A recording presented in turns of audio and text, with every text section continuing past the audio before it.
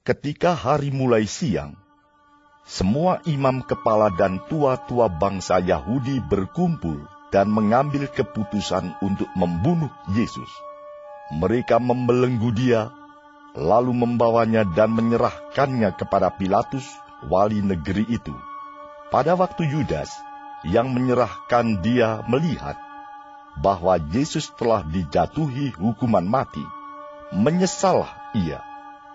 Lalu ia mengembalikan uang yang 30 perak itu kepada imam-imam kepala dan tua-tua dan berkata, "Aku telah berdosa karena menyerahkan darah orang yang tak bersalah."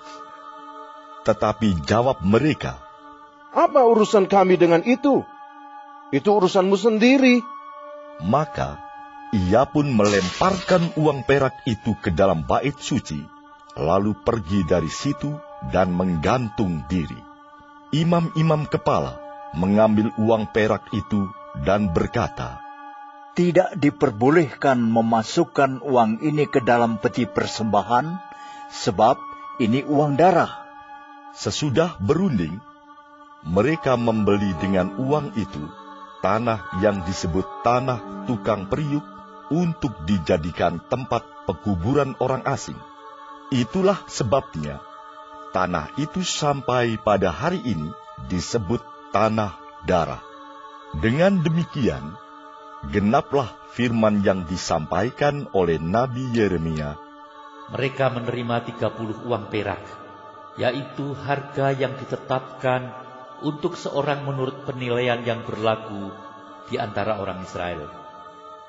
Dan mereka memberikan uang itu untuk tanah tukang periuk, seperti yang dipesankan Tuhan kepadaku.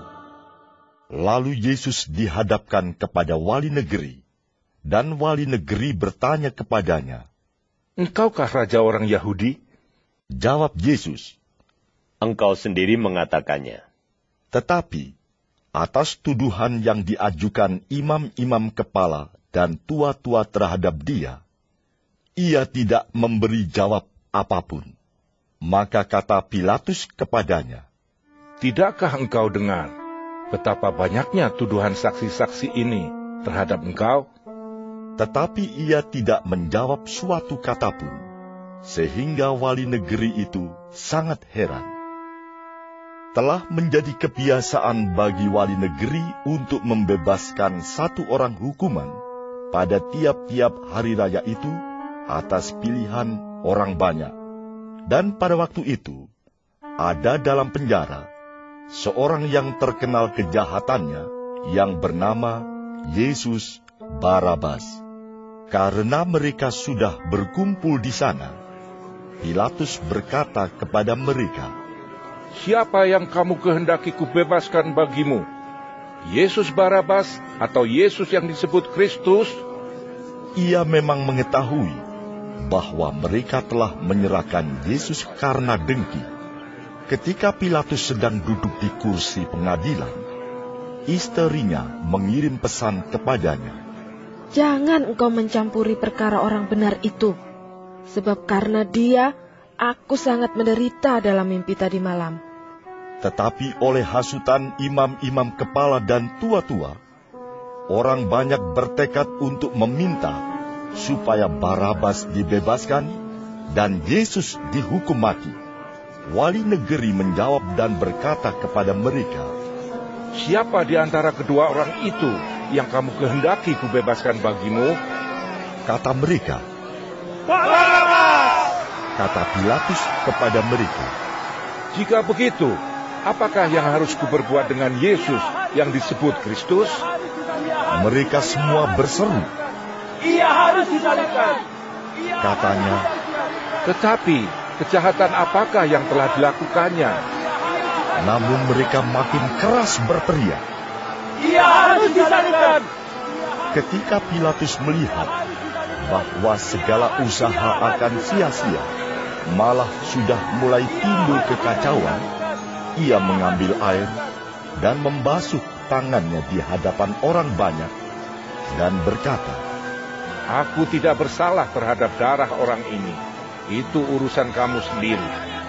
Dan seluruh rakyat itu menjawab, "Biarlah darahnya ditangguhkan atas kami dan atas anak-anak kami." Lalu ia membebaskan Barabas bagi mereka, tetapi Yesus disesahnya, lalu diserahkannya untuk disalibkan. Kemudian, serdadu-serdadu wali negeri membawa Yesus ke gedung pengadilan, lalu memanggil seluruh pasukan berkumpul sekeliling Yesus. Mereka menanggalkan pakaiannya dan mengenakan jubah ungu kepadanya. Mereka menganyam sebuah mahkota duri dan menaruhnya di atas kepalanya, lalu memberikan dia sebatang buluh di tangan kanannya.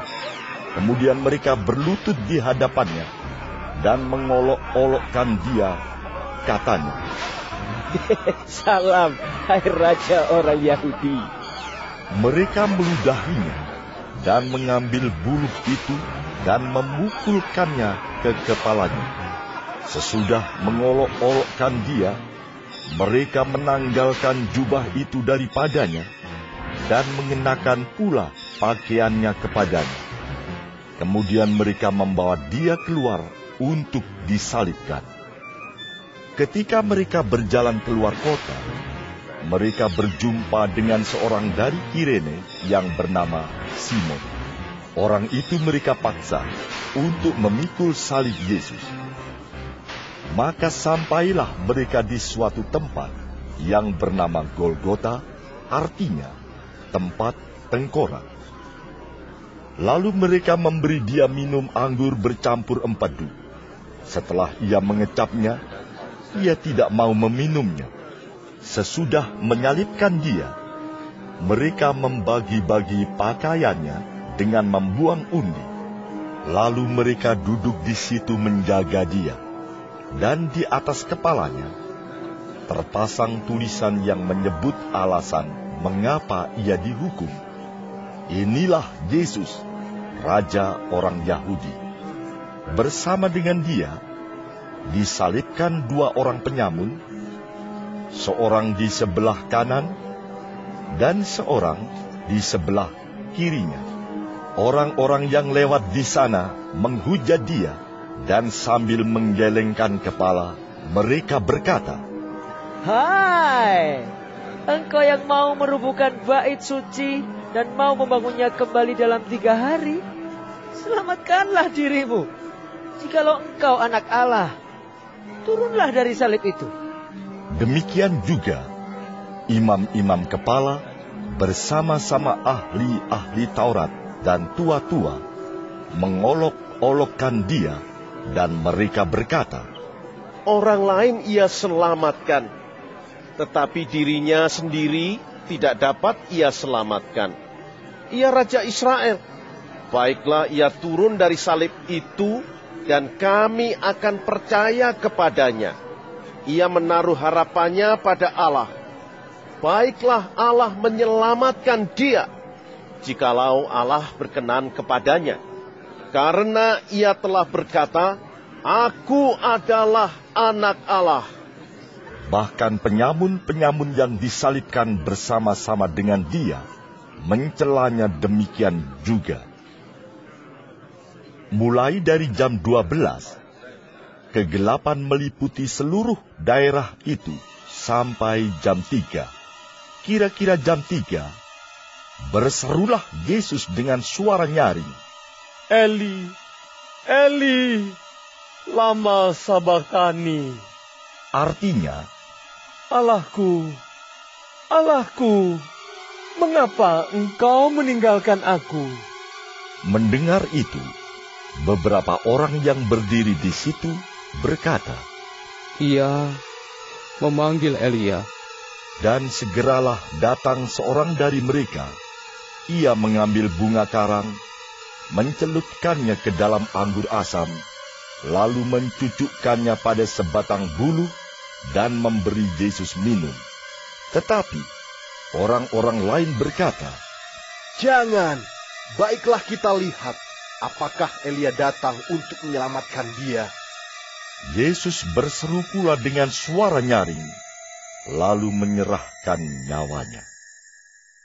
Dan lihatlah, tabir bait suci terbelah dua, dari atas sampai ke bawah.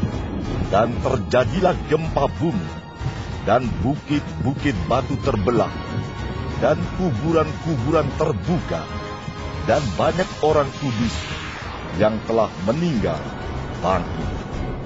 Dan sesudah kebangkitan Yesus, mereka pun keluar dari kubur, lalu masuk ke kota kudus, dan menampakkan diri kepada banyak orang. Kepala pasukan dan prajurit-prajuritnya yang menjaga Yesus menjadi sangat takut ketika mereka melihat gempa bumi dan apa yang telah terjadi, lalu berkata, "Sungguh, ia ini adalah Anak Allah." Dan ada di situ banyak perempuan yang melihat dari jauh, yaitu perempuan-perempuan yang mengikuti Yesus dari Galilea untuk melayani Dia. Di antara mereka terdapat Maria Magdalena dan Maria ibu Yakobus dan Yusuf dan ibu anak-anak Zebedeus.